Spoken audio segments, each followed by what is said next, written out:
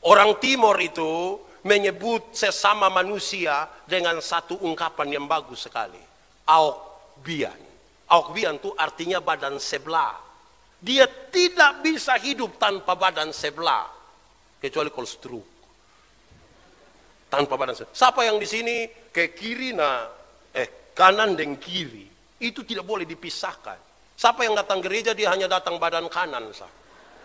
Dia bilang kiri, lu tunggu di rumah biar saya kanan, saya yang kiri. Itu bagaimana itu? Jangan membenci sesama. Tidak boleh. Supaya kita bisa memberi makna yang baik bagi perayaan perjamuan kudus kita.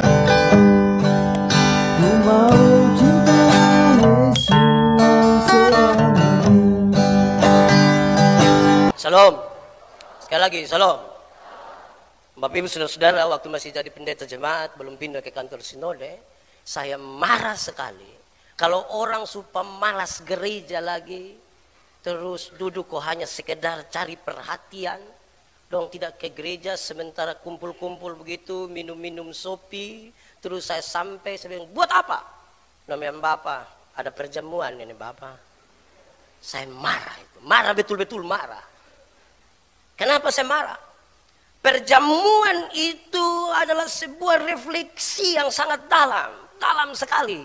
Saya baca teks ini dan hampir saya merasa tidak nyaman karena begitu terasa bahwa ada satu orang manusia akan menyerahkan dirinya untuk pengampunan dosa kita. Refleksi itu yang sekarang mau dipakai untuk perayaan gereja-gereja untuk memperingati tubuh dan darah Tuhan Yesus yang dipecahkan dan dihancurkan untuk pengampunan dosa kita. Refleksi paling dalam soal perjamuan kudus bukan hanya duduk kok cari perhatian, cari muka. Saya itu bodoh itu. Membodoh itu. Jangan cari perhatian kalau pakai kata itu, cari kalimat lain. Cari kalimat lain. Karena itu refleksinya dalam sekali. Saudara tahu bahwa kita sendiri tidak bisa menggantikan diri kita. Tapi Tuhan menggantikan kita. Orang yang paling kita kasihi, orang yang paling kita cintai sekalipun. Kita punya istri itu kalau dia mati, orang menangis, kita juga menangis. Orang kas mandi dia, kita juga mandi. Dong kas pakai pakaian, kita juga pakai pakaian baru. Dong kas masuk di peti, kita kayak mau masuk, ikut. Bawa pi kuburan, kita ikut. Tapi pas kas turun di kuburan, kita lupa sendiri. Saya tidak ikut. Tapi Yesus ganti. Jadi itu bangsa Israel, Keluaran pasal 12 ayat 1 sampai 28. Kenapa ada Paskah bagi bangsa Israel? Mereka mengingat sekali peristiwa pembebasan ketika mereka 430 tahun dijajah di Mesir. Jadi budak lama sekali, 430 tahun. Kalau dihitung satu generasi 70 tahun, maka kurang lebih ada 6 generasi mereka jadi jajahan di sana. Saya kira bahwa dalam waktu yang sedemikian lamanya, kerinduan terbesar dari bangsa itu ialah pembebasan. Karena itu kalau mereka merayakan perjamuan, sungguh-sungguh mereka merayakan Paskah, sungguh-sungguh mereka merayakan itu. Kenapa? Karena peristiwa pembebasan itu. Dan mereka berjanji kami tidak akan pernah lagi pulang menjadi budak di sana. Tidak akan. Maka pada perayaan Paskah, berbondong-bondong orang-orang Yahudi dari berbagai-bagai penjuru dunia akan datang ke Yerusalem. Untuk merayakan Paskah itu, berjuta-juta orang karena mereka tahu ada sebuah peristiwa yang sangat serius bagi bangsa mereka berabad-abad lamanya, dan itu dikenang juga berabad-abad. Itu pertama. Yang kedua, kenapa perjamuan kudus itu dilakukan? Latar belakangnya bukan sekedar Paskah saja dari bangsa Israel, tetapi sekaligus sebuah perintah untuk melaksanakan hari raya dan ketetapan mengenai perayaan Paskah. Imamat pasal 23 ayat 5 dan 6. Perintah. Yang ini tidak boleh ikut, yang ini tidak boleh, yang ini lebih baik dibunuh sampai selesai dan seterusnya. Imamat pasal 23. Saudara-saudara, lalu kemudian kita kenal apa yang disebut dengan nama perjamuan kudus. Perjamuan kudus itu kemudian menjadi perintah untuk dilaksanakan oleh orang-orang yang mengaku percaya kepada Tuhan. Intinya ada pada kalimat dalam pembacaan tadi tertulis dengan sangat baik. Perbuatlah ini menjadi peringatan akan aku. Perbuatlah ini menjadi peringatan akan aku. Mari kita lihat sedikit dulu di dalam perjamuan itu. Saudara-saudara, dalam perjamuan kudus itu ada beberapa materi yang dipakai. Yang pertama, roti yang tidak beragi. Dalam perjamuan itu akan dipakai roti yang tidak beragi. Apa maksudnya roti yang tidak beragi? Saya mencatat bagi kita semua, roti yang tidak beragi adalah roti yang dipakai dalam perjamuan kudus, sebab orang-orang memandang ragi sebagai sebuah gejala kebusukan. Sebagai sebuah gejala kebusukan. Oleh karena itu, di dalam arti kiasan ragi ini sebagai gejala kebusukan, berarti ada pengaruh yang buruk atau keburukan dari kepercayaan kafir. Jadi kalau ada ragi, itu berarti ada pengaruh buruk. Pengaruh buruk dari kepercayaan kafir. Karena itu selama perayaan Paskah 7-8 hari itu, mereka tidak boleh makan roti yang beragi. Harus tidak beragi. Tidak boleh campur barang yang akan menghancurkan, membusukkan. Yang kedua, saudara-saudara, roti yang tidak beragi dimaksudkan sebuah peringatan akan tergesa-gesanya bangsa Israel keluar dari Mesir. Pada malam itu, ketika pembunuhan anak-anak sulung itu, ada ketakutan yang sangat mencekam. Tidak ada kesempatan lagi untuk mereka harus buat dengan baik. Mereka harus buru-buru keluar. Setiap kali ini dilakukan, mereka ingat sebuah peristiwa yang buat mereka harus keluar segera dari perbudakan itu. Itu yang pertama, materi yang pertama, roti. Yang kedua, anggur. Tapi anggur yang seperti apa? Itu juga penting. Kadang-kadang kita omongin orang, "Woi, jangan minum anggur, jangan minum sopi." Dia bilang, "Pak, kok Yesus sendiri bilang minum." Apalagi dia bisa berbantah-bantah pakai. Berhenti minum, sudah ada tertulis, tambahkanlah. Lalu anggur seperti apa yang dimaksudkan? Alkitab menggambarkan 4 kata tentang anggur supaya kita bisa bedakan mana yang dipakai di dalam perjamuan. Yang pertama disebutkan yayin. Itu tidak terlalu ingat, itu tidak apa. Yayin itu apa?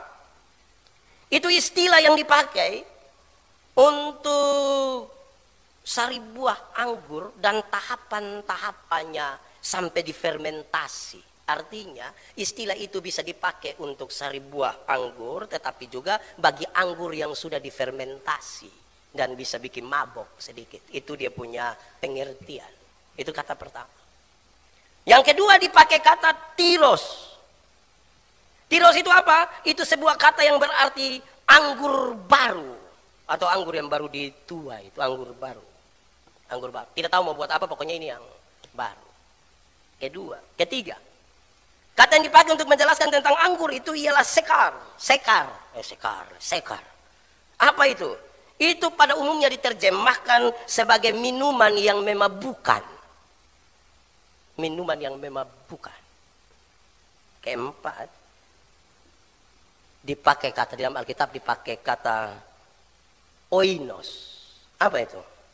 Ini menunjukkan kepada pokok anggur. Oinos itu pokok anggur. Sekarang jelas. Mana anggur yang dipakai pada waktu perjamuan? Mana? Saya mencatat 2 hal yang menarik. Pertama, kitab-kitab Injil menggunakan kata oinos untuk menunjukkan kepada hasil pokok anggur berkenaan dengan perjamuan kudus. Pokok anggur.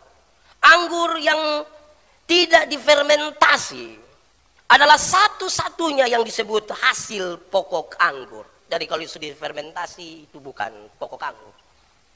Susopi itu. Itu alamiah sekali. Yang sesungguhnya dari anggur itulah yang dipakai. Yang mengandung kira-kira 20% gula dan tidak beralkohol. Tidak beralkohol.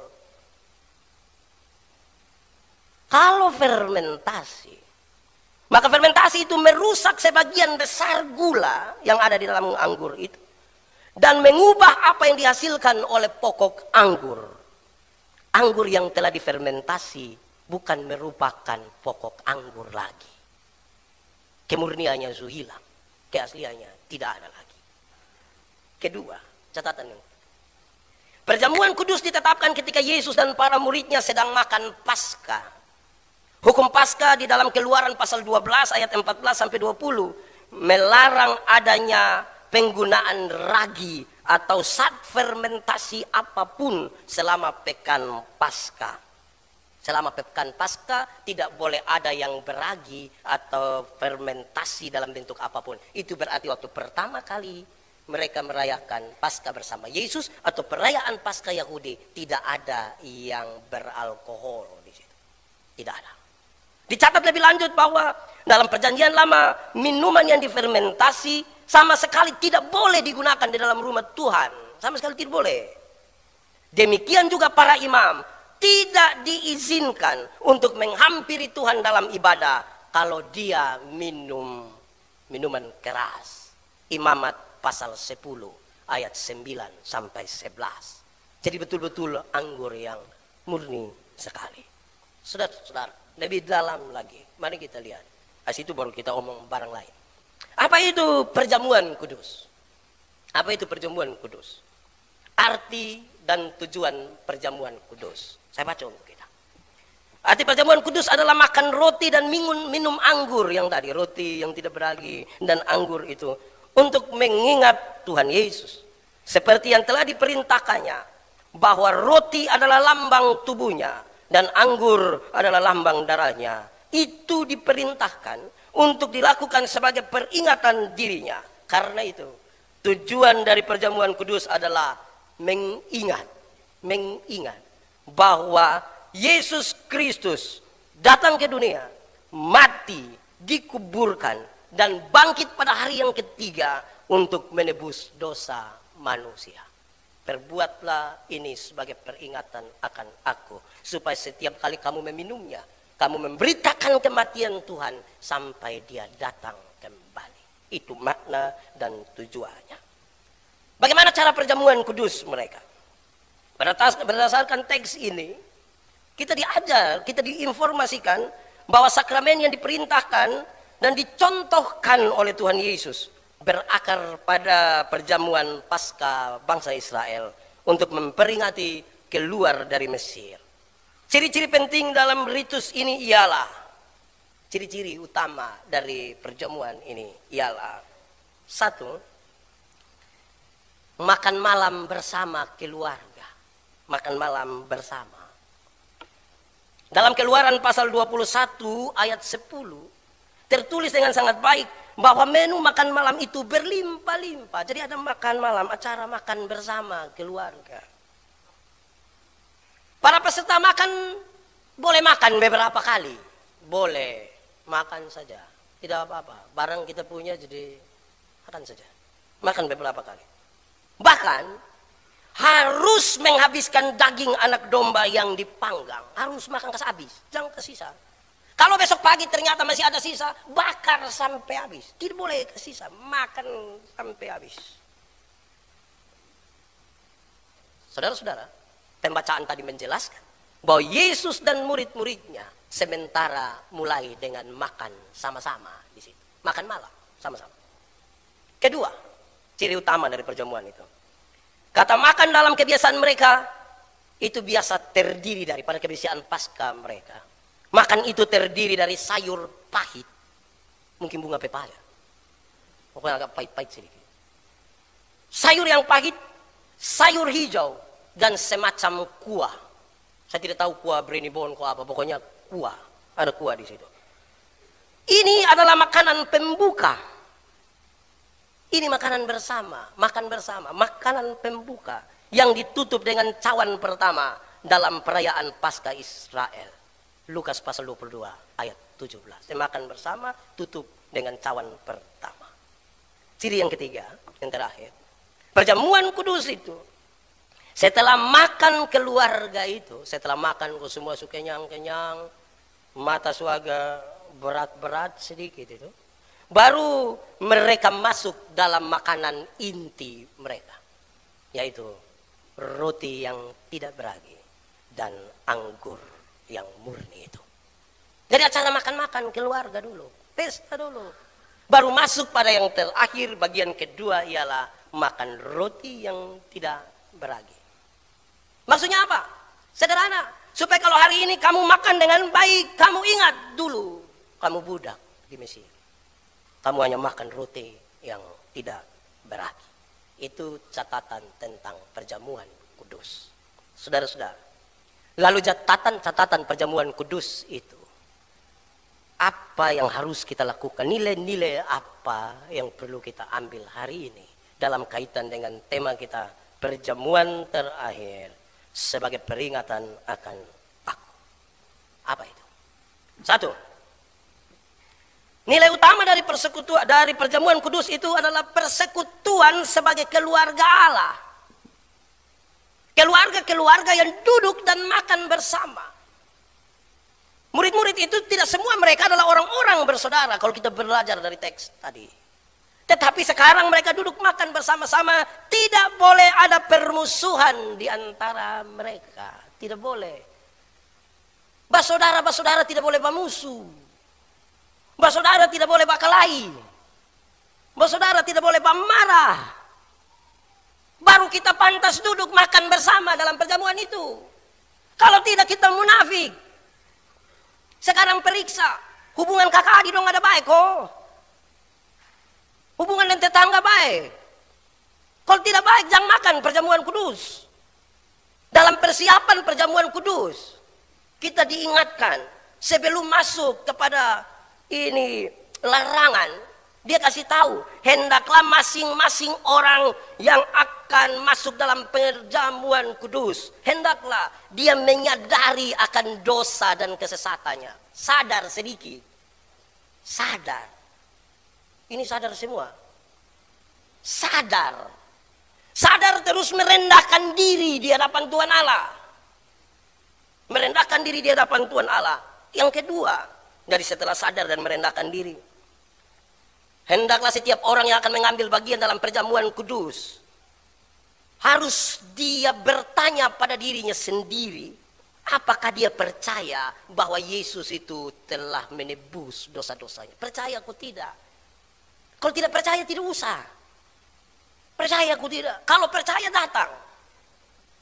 Kalau tidak percaya tidak usah. Percaya datang untuk perjamuan. Tidak percaya tidak usah. Pak Pendeta, masa turun kita tidak ikut gereja? Iya, maksudnya supaya kita memahami dengan baik hal-hal ini. Ketiga dia bilang begini, bagi setiap orang yang akan mengambil bagian dalam perjamuan kudus, haruslah memeriksa diri. Apakah kita berkehendak untuk menyatakan syukur yang benar kepada Allah dan hidup sebagai anak-anak Allah? Periksa diri dulu. Kita ini kadang-kadang tidak periksa diri, kita periksa orang lain pun diri.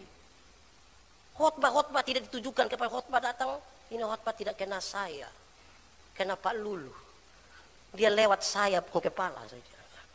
Periksa diri. Nanti setelah periksa itu baru dia bilang begini, hendaklah orang-orang yang akan disebutkan ini menahan diri terhadap perjamuan itu. Satu, yang tahan diri sedikit pada perjamuan. Jadi ikut dulu. Siapa itu? Satu, mereka yang mencela firman Allah dan sakramen-sakramennya. Yang mencela firman Allah dan sakramennya tidak usah turun dalam perjamuan kudus. Tidak usah. Karena ini kita memperingati akan Yesus. Kalau mencela firman, sama. Bosom pipi gereja just sama. Saya tidak pikir gereja, ada pemarah deh siapa coba. Daripada lu, pikir gereja model sama ke apa kok. Gitu Yang mencela begitu tidak usah. Begitu. Yang kedua, mereka yang menyembah berhala dan patung-patung. Yang menyembah berhala dan patung-patung tidak usah masuk dalam perjamuan kudus. Karena ini sebuah peristiwa. Penyembahan satu-satunya yang ditujukan kepada Yesus Kristus Juru Selamat. Bukan kepada apapun. Dan yang masih merasa menyembah kepada berhala dan patung-patung tidak usah ambil bagian dalam perjamuan kudus. Tidak usah. Tahan diri. Bebaskan itu semua baru masuk dalam perjamuan kudus.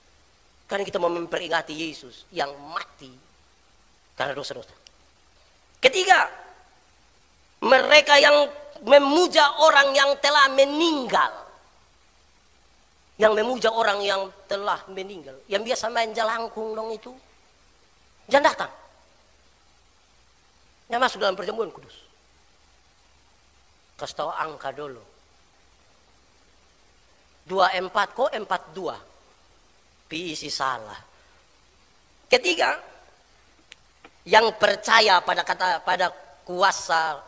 yang percaya pada kekuatan rahasia, yang pakai obat itu, yang pakai obat nona, sudah boleh masuk dalam perjamuan kudus.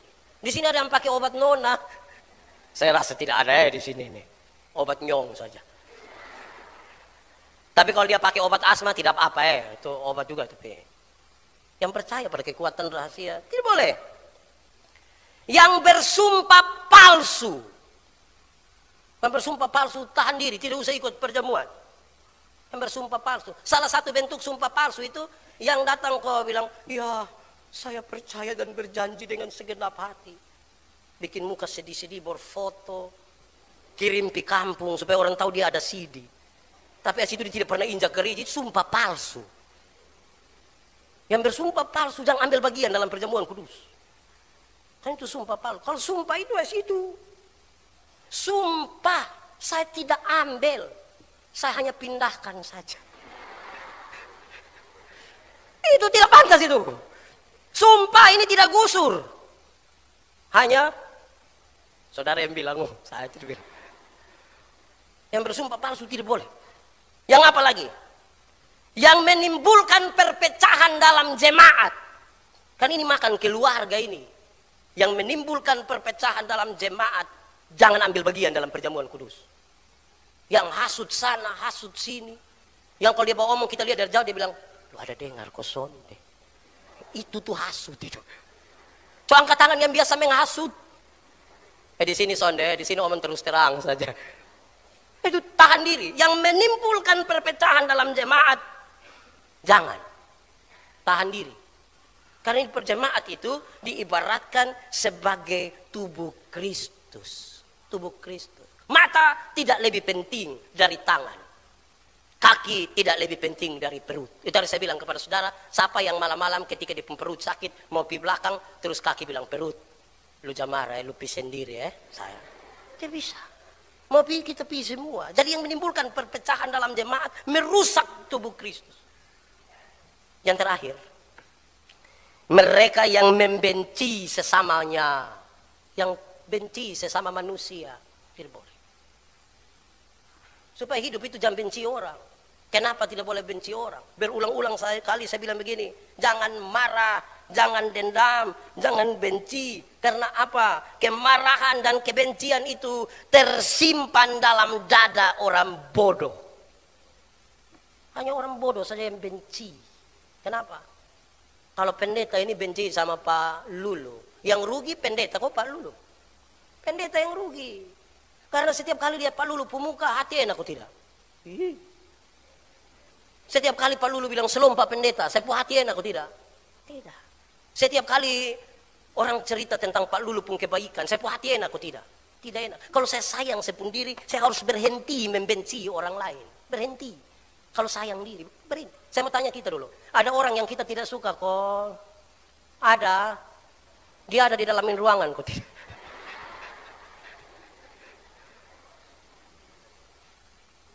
Berhenti membenci. Saya pernah kasih contoh saudara, kalau kita benci orang tidak beres. Ada makanan enak-enak di situ, kepingin makan karena lapar, lihat dia warna sebuahin makanan pasti enak, terus basa-basi kita bilang, aduh, siapa yang masak nih kepo enak lain. Terus dia jawab, itu Aceh yang lu suka tuh. Tuh nafsu makan hilang memang Bapak. Merusak diri. Kita nih orang sumati juga benci tetap nih persetan kok dia mati persetan. Hai, tolong sayang diri tuh buang kebencian.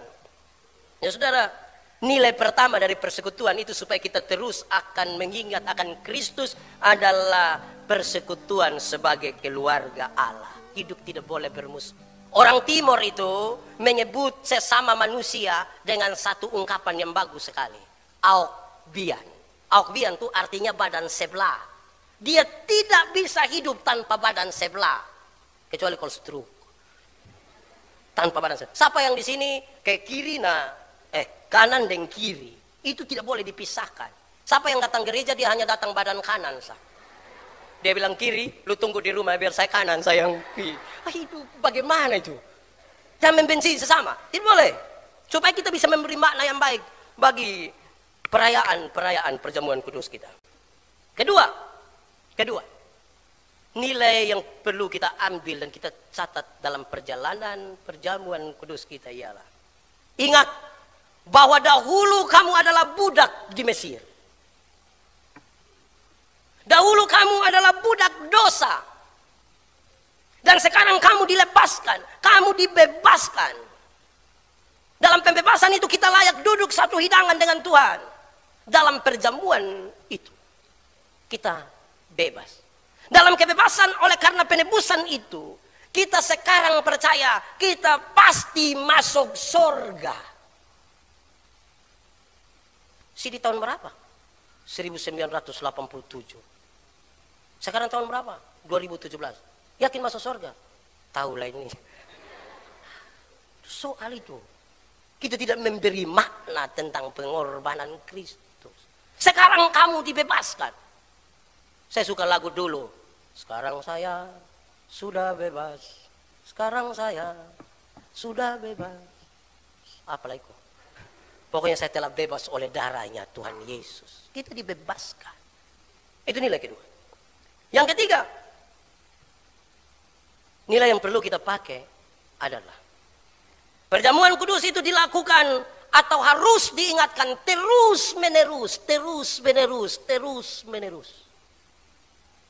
Itu yang bangsa Israel buat berabad-abad lamanya setelah pembebasan itu. Terus menerus, terus menerus. Kenapa? Karena manusia ini cenderung lupa, cepat lupa. Apalagi kalau yang bapak-bapak. Saya biasa berkhotbah, kalau soal keluarga, saya bilang begini. Ada pola yang sedikit Tuhan tinggalkan, yaitu laki-laki itu cenderung cepat lupa. Cenderung cepat lupa. Dia baru kunci oto begini, jalan 30 langkah terus dia bilang, tahu su kunci oto kok belum? Dia kembali lah. Cepat lupa. Makanya banyak laki-laki sering lupa. Kalau dia di luar rumah dia lupa kalau dia ada istri. Itu dia pembawaan begitu itu. Dia cenderung cepat lupa. Sementara yang ibu-ibu itu ingatannya tajam sekali. Setajam silet. Kalau ada suami bilang, saya tidak pernah marah saya pu istri. Pasti yang protes duluan dia pu istri. Tidak pernah marah apa? Kok pernah di mana mama? Yang itu hari itu. Yang mana? Yang tahun 1960. Waktu itu mama masih ada tuh yang di luar. Detail sekali itu. Gitu ya. Harus diingatkan terus menerus. Nah, dalam tradisi gereja Masehi Injili di Timor, perjamuan kudus dilakukan setiap 3 bulan sekali. Maksudnya apa? Ada juga gereja yang lakukan tiap minggu, ada yang beda-beda lah. Soalnya adalah sekarang adalah bagaimana kita diingatkan terus menerus. Gemit pakai 3 bulan sekali. Supaya kemudian perjamuan kudus itu dianggap sedikit istimewa. Tidak seperti biasa. Sebab kita ini kalau sebiasa itu, saya lihat anak-anak dong kalau dulu baru pegang, kayak kita juga orang tua juga, baru pegang HP pertama kali itu begini. Tidak angkat muka, tidak angkat tangan. Sekarang dong SMS begini. Habis itu baru ternyata dia salah kirim. Begitu. Dulu kalau baru pertama kali bawa motor tuh mata tertuju ke depan. Berani orang panggil dari kiri bilang, kok? Dia iya motor serong kiri. Kalau terus kan santai, lepas tangan, biasa gitu. Jadi kita bikin dia begitu supaya sedikit kita rasa istimewa. Pesta tuh makan. Di pesta tuh ada makan. Tiap hari juga makan. Tetapi ketika kita menyebut pesta, makan juga. Tetapi dengan cara yang sedikit berbeda. Pakaian juga beda, semua beda. Minggu depan, orang ini akan nikah, kita diundang, kita akan mulai siap-siap pakaian, gitu ya. Kira-kira beta cocok pakai mana nih? Son cocok semua, begitu. Begitu. Jadi kita siap, ada persiapan, begitu ya, untuk mau pesta, foto-foto sedikit, begitu ya. Senyum kurang bagus ini. Ya. Siap, berbeda sedikit. Ya, saudara-saudara, karena dia istimewa dan pasti dia punya cerita, maka setiap orang kemudian diharapkan dapat menjadi saksi. Oh, dia datang merenungkan ini kematian dan kebangkitan Tuhan Yesus. Pulang dia cerita dia pu istri, ma tidak rugi. Karena dalam perjamuan itu kita bisa merenungkan ini semua. Jadi saksi. Terus mam tua bilang, seumur hidup lu berpisah kali. Datang lu nasihat saya ini. Saya perjamuan rumah karena sakit. Jadi harus jadi saksi ya. Pulang cerita orang tentang kematian dan kebangkitan Tuhan Yesus. Cerita Yesus telah membebaskan saya. Bahkan kita ajak orang, mari menikmati keselamatan itu. Pertanyaan adalah, menjadi saksi Kristus itu gampang kok susah? Susah kok gampang? Banyak orang selalu bilang susah. Tadi saya bilang kepada saudara, masih jadi pendeta jemaat berkhotbah tentang syukuran pernikahan. Saya khotbah tentang lidah. Dari itu khotbah ingin menjelaskan, dari satu lidah yang sama, orang bisa mengucapkan kata-kata berkat dan pujian. Tapi dari lidah yang sama itu orang bisa maki, bisa tipu, bisa segala macam. Terus ada dua orang bilang, memang lidah tak bertulang Saya bilang iya. 2 menit lagi dia bilang, memang lidah tak bertulang Saya bilang iya. 2 menit lagi dia bilang, memang lidah tak bertulang Lama-lama itu ibadah sama ke dengan tema, memang lidah tak bertulang. Pas orang dua bilang, memang lidah tak bertulang Saya bilang, lidah sekarang sudah bertulang. Pak, lidah tidak bertulang. Saya bilang, tidak, lidah sekarang sudah bertulang. Pak bisa jelaskan? Bisa. Bagaimana? Memang lidah tak bertulang. Tapi lidah menjadi bertulang kalau saya minta Bapak 2 orang datang lanjut ini khotbah. Maksud bertulang kok tidak? Itu dia pun tulang ngeri Bapak. Lidah yang tadinya tidak bertulang, sekarang dia pun tulang sekitar 60 atau 70 tulang. Padahal menjadi saksi itu cukup Anda melihat, mengalami, merasakan, kemudian dengan entengnya menceritakan. Melihat, mengalami, merasakan. Saya pernah bilang pada saudara, ada satu kecelakaan, terus ini masalah dibawa ke pengadilan, ada 2 orang saksi dihadirkan. Yang satu seorang profesor hukum. Hakim bilang, coba Bapak cerita. Dia bilang, ini mobil lari kencang. Sehingga tanda-tanda ini menjelaskan bahwa ini orang lari kencang. Ada nenek satu juga dihadirkan. Nenek, coba cerita. Nenek bilang tidak. Mobil lari pelan. Tapi anak 2 sengaja main gila, sudah lompat di situ, otot tabrak, mati. Sudah 2 yang beda ini. Hakim tanya, Pak Profesor, apakah hari itu Pak ada waktu kejadian? Dia bilang, tidak. Pas habis baru saya sampai. Tapi lihat dia punya keadaan, saya tahu bahwa ini lari kencang. Terus tanya nenek. Nenek hadir, ada di situ waktu itu. Nenek, kok saya yang angkatin korban, saya di sini. Mana yang bisa dipercaya? Nah, kenapa? Karena melihat, mengalami, merasakan. Baru kemudian dia menganggap. Dia tidak dengar dari orang lain. Dia alami. Kasih Tuhan itu harus dialami masing-masing pribadi. Perjumpaan yang berbeda itu membuat Tuhan itu dahsyat. Karena kita bercerita berbeda-beda. Cara Tuhan berjumpa dengan pendeta, beda Tuhan berjumpa seorang pengusaha, beda Tuhan berjumpa seorang ibu rumah tangga, beda berjumpa seorang pemuda. Supaya waktu kita berjumpa dan bercerita tentang perbedaan-perbedaan perjumpaan itu, kita sepakat ternyata Tuhan kita luar biasa. Tapi kalau kita pun cerita sama semua, sama kayak kita nonton film yang sama, pulang kita 2 cerita ulang itu film. Jadi saksi. Harus lihat, alami, baru katakan. Tadi saya bilang, saya melayani di Sabu, satu saat mau bawa jemaat pemuda dompi Pulau Dana, Pulau bagian selatan yang tidak ada penghuni. Kami tidak jadi pi juga. Tapi sejumlah nelayan datang bilang, Bapak, di Pulau Dana tuh Bapak kita tidur di pinggir pantai, sadar di tengah laut. Hampir saya bilang, jadi saya harus bilang, wow. Saya lihat dia terlalu serius. Bapak, kita tidur di pinggir pantai, sadar di tengah laut. Kok? Iya, lu pernah pi? Tidak. Bagaimana orang bisa percaya pada kesaksian kita kalau kita sendiri tidak pernah alami, kalau kita tidak pernah rasakan itu. Berikut, nilai yang perlu kita ambil dan kita pakai. Perjamuan kudus dilakukan oleh orang yang telah mengaku percaya dengan mulutnya di hadapan Tuhan Allah dan jemaatnya. Perjamuan kudus diikuti oleh orang yang mengaku dengan mulutnya Yesus Kristus adalah Tuhan. Mereka ada dalam perjamuan kudus itu. Bagaimana sekarang mengaku untuk belajar dalam perjumpaan dengan Tuhan? Kalau saya pakai sekarang untuk proses bergereja kita, saya ingin bilang kepada saudara, karena itu hai remaja-remaja, pemuda-pemuda, katekesasi itu penting. Supaya situ mengaku. Kita ini kadang-kadang tidak mau katekesasi. Pak, sepupu anak ini yang di Bandung, nanti datang hari Paskah ini. Kasih di dia suai Pak. Itu anak talau pintar Pak. Talalu. Tuh yang dia pun dosen belum tahu semua dia sudah tahu. Saya heran dia pergi sekolah untuk apa lagi? Sudah tahu jadi tolong. Tidak. Kata kasih. Kita ini kadang-kadang mau bikin semua jadi gampang-gampang saja. Boleh. Ikut proses. Kadang-kadang orang bangga sekali. Itu hari saya sidi, saya baptis, dia nikah di satu hari. Bangga nah. Jangan bangga. Kalau baptis sidi dan nikah di satu hari jangan bangga. Kadang-kadang saya bilang kenapa tidak tambah dengan pemakaman. Supaya baptis, sidi, nikah dan pemakaman langsung. Jangan bangga. Berproses. Nanti kita menemukan banyak sekali situ Begitu. Penting itu katekisasi. Berikut. Nilai yang perlu kita ambil adalah melakukan perjamuan kudus adalah perintah Tuhan Yesus. Jadikanlah ini sebagai peringatan akan aku. Bapak Mama, tolong Jumat Agung itu ada perjamuan kudus. Itu perintah Tuhan Yesus.